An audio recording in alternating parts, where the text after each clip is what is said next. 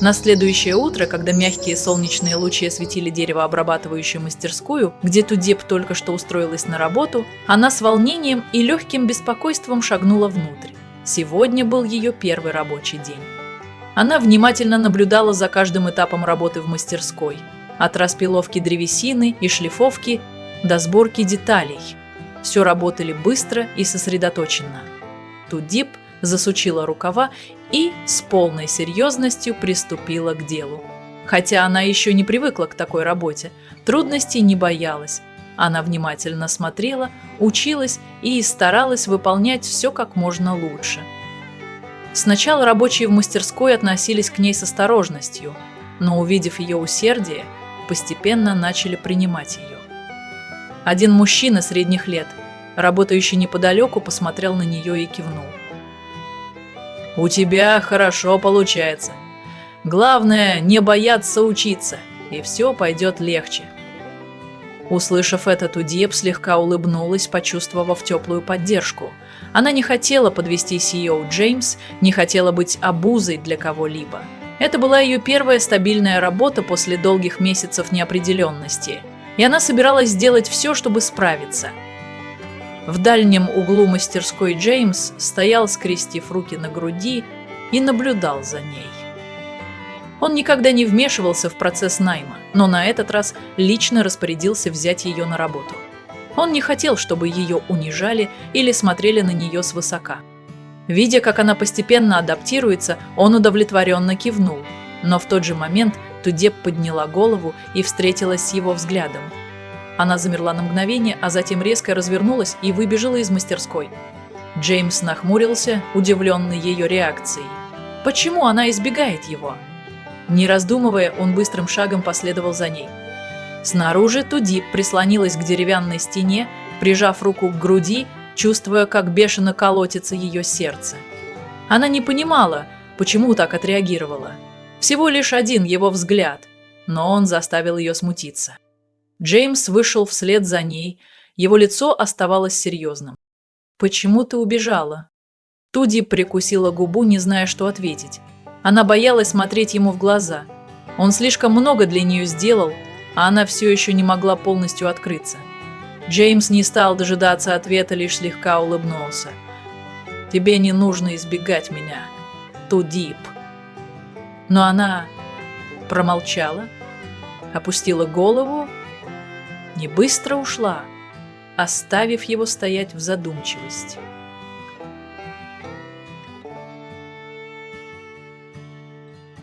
Покинув деревообрабатывающую мастерскую, Тудеп быстро шагала по пыльной дороге. В ее душе царил хаос. Встреча с Джеймс снова выбила ее из равновесия. Он слишком много для нее сделал, но она так и не привыкла к заботе со стороны незнакомого мужчины. Но не успела она уйти далеко, как Джеймс догнал ее. «Тудеп, подожди!» Его голос был теплым, но в нем слышалась настойчивость. Она продолжала идти, но Джеймс не собирался позволять ей снова убежать. «Почему ты все время избегаешь меня?» Он догнал ее, шагнув ближе. Тудеп остановилась посреди широкого поля и, посмотрев прямо ему в глаза, сказала: «Я не избегаю, просто мне непривычно принимать помощь от тебя».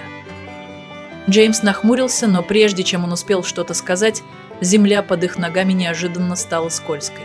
Влажная трава нарушила их равновесие. «Осторожно!» Но было поздно.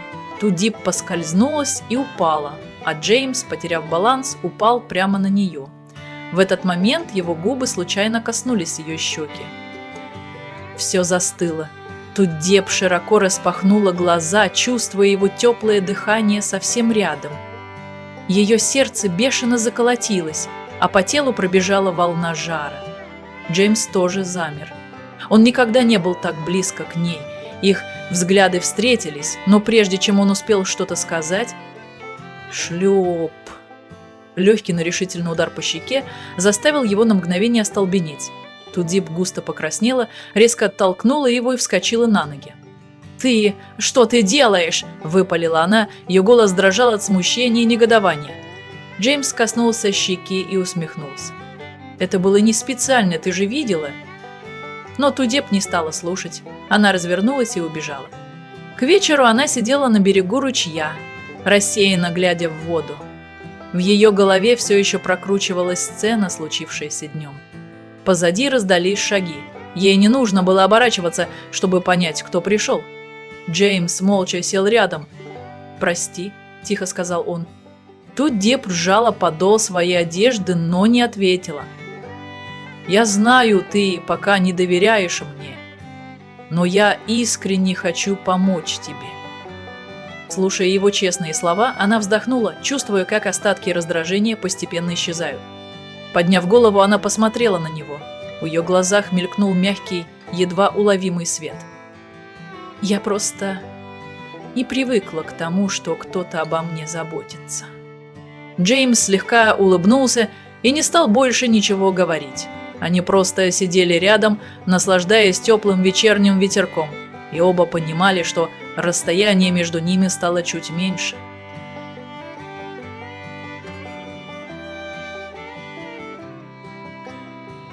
На следующее утро солнечные лучи озарили зеленые ряды деревьев вокруг фермы Джеймс.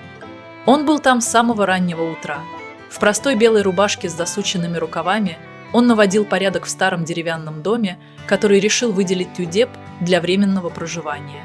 Когда-то это было заброшенное складское помещение.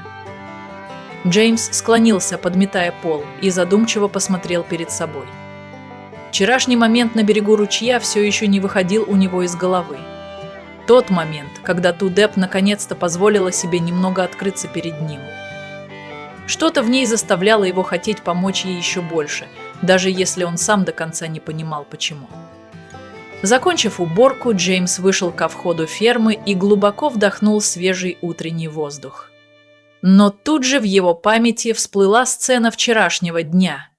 Тот неожиданный момент падения и случайное прикосновение его губ к ее щеке. Он машинально коснулся своей щеки и усмехнулся. «Она, конечно, интересная девушка», – пробормотал он себе под нос. Но затем, вспомнив ее смущенный взгляд, он ощутил легкое чувство вины. Возможно, ему стоило сделать что-то, чтобы сгладить напряженность между ними. Обдумав все, Джеймс сел в машину и поехал на небольшой рынок в городке. Он прошелся между рядами лавок, выбирая необходимые вещи для Тюдеп. Остановившись у прилавка с одеждой, он внимательно выбрал для нее простой, но элегантный комплект. «Покупаете для жены?» – с легкой усмешкой спросил продавец. Джеймс замер на мгновение, но затем лишь спокойно улыбнулся, не став ничего объяснять. На обратном пути, проезжая по узкой дороге недалеко от фермы, он неожиданно увидел Тюдеп. Она стояла у дороги и удивленно посмотрела на него, когда он вышел из машины с пакетом в руках. «Ты откуда?» Ее голос прозвучал немного настороженно. Джеймс не ответил сразу. Он молча достал из пакета новую одежду и аккуратно передал ее ей. «Это тебе. Считай это небольшим подарком за то, что вчера посидела и поговорила со мной».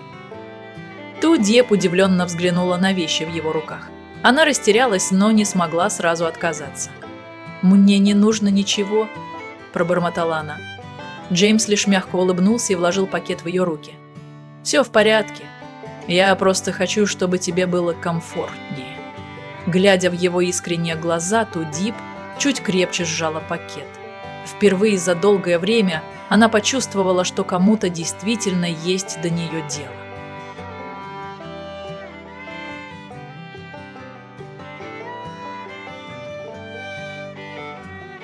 Ранним утром Па уже сидел за маленьким столиком в придорожной таверне, погруженный в свои мысли. Перед ним стояла рюмка крепкого алкоголя, но даже жгучий вкус не мог развеять пустоту, поселившуюся в его душе. С тех пор, как Тюдеп отказалась простить его, Пао потерял всякий смысл жизни. Он утопал в выпивке, день за днем погружаясь в пьяное забытье, лишь бы заглушить терзающее его раскаяние. Но сколько бы он ни пил, образ Тюдеп все равно преследовал его. Напившись, он шаткой походкой побрел по длинной дороге домой. В руке он сжимал бутылку, время от времени поднося ее ко рту. Издалека он заметил знакомую фигуру, и его глаза загорелись надеждой. Он поспешил вперед, схватил женщину за руку и громко воскликнул: «Тудеп!» Но, приблизившись, понял, что это не она. Женщина испуганно отдернула руку и посмотрела на него с раздражением. «Ты с ума сошел!» – резко бросила она и быстро ушла. Пау застыл, его ноги подкосились. Он усмехнулся, но это была горькая, пустая усмешка. Неужели он так отчаялся, что уже начал видеть ее в каждой встречной? Не в силах больше стоять, он рухнул на землю. Алкоголь и отчаяние окончательно лишили его сил. Издалека к нему торопилась Ма Мэй. Она только что вернулась с рынка и увидела, как ее сын лежит посреди дороги. Ее сердце сжалось от боли. «Пао, что ты творишь?» Она бросилась к нему, тряся за плечи. Пао поднял покрасневшие от выпивки и слез глаза и хрипло прошептал: «Мама, я хочу, чтобы Тудеп вернулась. Я был неправ». Его голос дрожал от сожаления. Мама и глубоко вздохнула. Впервые в жизни она почувствовала полное бессилие. Это была ее вина. Если бы она не была так жестока к Тудеп, если бы не потворствовала своему сыну, он бы не оказался в таком положении. «Я найду ее для тебя, Пау». Ее голос стал глухим. Она помогла сыну подняться, и они молча двинулись домой по знакомой пыльной дороге. Когда они сели перед домом, Ма Мэй обняла сына и погладила его по спине, пытаясь утешить. Смотря на свое опустившееся из-за алкоголя дитя, она поняла, нужно что-то делать, пока не стало слишком поздно. Она развернулась и пошла прочь с тяжестью на сердце. Настало время найти Тудеп и попросить у нее прощения.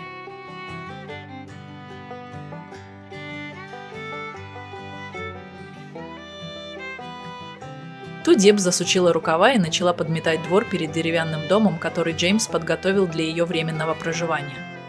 Здесь все было чисто и аккуратно, но ей хотелось привести все в порядок самостоятельно, чтобы почувствовать, что она действительно начинает новую жизнь и может распоряжаться ею по-своему. Она усердно работала, когда вдруг услышала приближающиеся шаги. Подняв голову, она увидела знакомую фигуру Джеймс. Он был в простой рубашке и держал в руках бумажный пакет. Подойдя ближе, он молча поставил его на деревянный стул у двери.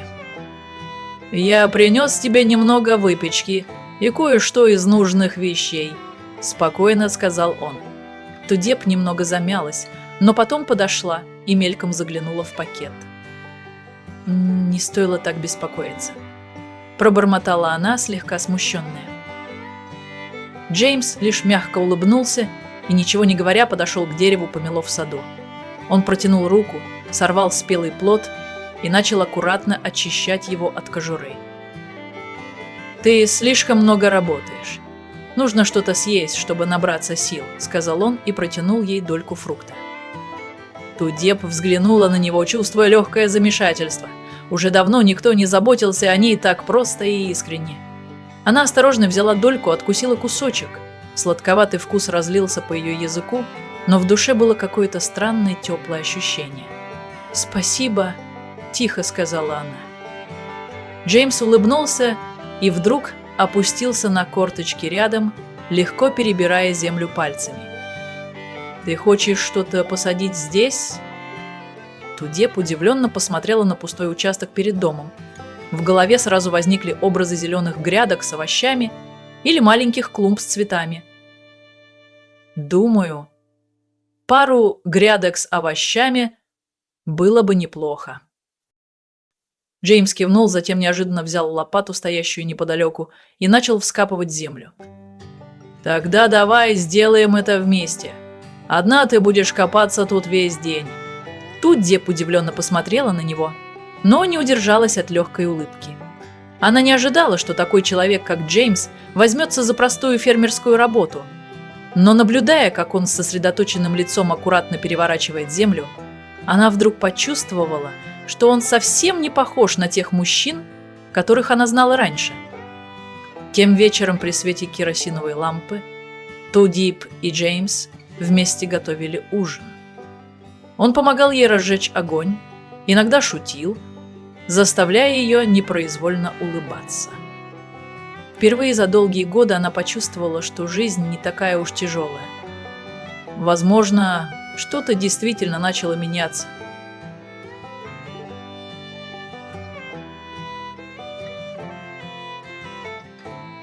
Mẹ chồng mà cô từng kính trọng giờ chỉ xem cô như một kẻ ở đợ. Cô bị đẩy vào những công việc nặng nhọc nhất, bị hành hạ cả về thể xác lẫn tinh thần, nhưng chẳng ai đói hoài đến nỗi khổ của cô.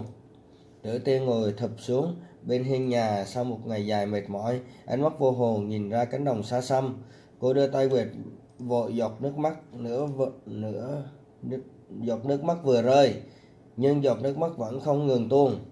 Cô đã quá mệt mỏi, quá đau đớn, nhưng cô không biết phải làm gì để thoát khỏi cuộc sống khốn khổ này. Ngay cả khi cô có khóc, có đau, thì cũng chẳng ai quan tâm. Bầu trời hoàng hôn nhuộm đỏ cả một góc rừng, nhưng trong lòng cô chỉ toàn một màu u tối, không lối thoát. Trước mặt cô là đàn trâu đang nhẫn nha gặm cỏ. Phía xa là dòng suối róc rách chảy, một cơn gió nhẹ lướt qua, mang theo chút hơi mát của buổi chiều muộn, nhưng nó chẳng thể nào xoa dịu được trái tim